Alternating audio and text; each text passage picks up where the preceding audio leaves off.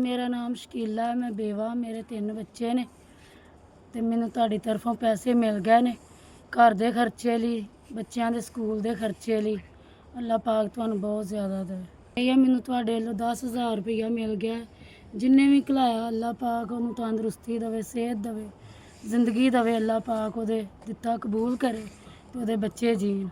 ਭਰਾਵਾਂ ਦੀ ਟੀਮ ਅੱਜ ਤੁਸੀਂ ਜਿੱਥੋਂ ਵੀ ਘੱਲਦੇ ਜੇ ਅੱਲਾ ਪਾ ਤੁਹਾਨੂੰ ਜ਼ਿੰਦਗੀ ਦੇ, ਸਿਹਤ ਦੇ, ਤੰਦਰੁਸਤੀ ਦੇ ਤੇ ਹਾਂਡੀ ਦੇ ਖਰਚੇ ਜੋਗੇ ਬਣ ਜਾਂਦੇ। ਸਕੂਲ ਵੀ ਪੜ੍ਹਨੇ ਆ, ਸਕੂਲ ਦਾ ਵੀ ਖਰਚਾ ਚੱਲਦਾ, ਘਰ ਦਾ ਵੀ ਖਰਚਾ ਚੱਲਦਾ। जिस भरा ने वीर भरा ने मैनू पैसे भेजदा, अल्लाह पाक उहदी तंदुरुस्ती दवे, सेहत दवे, जिंदगी दवे। अल्लाह पाक उत्ते अपनियां रहमतां नाज़िल करे। जिस तरह मेरे ते अपना तावन करते हैं, अल्लाह पाक उन्हां ते अपना तावन करे। जिथे भी जे जिस तरह भी जे अल्लाह पाक तुहानू खुशहाल रखे। अल्लाह पाक तुहानू जिस्मानी रूहानी दिली सुकून अता फरमाए।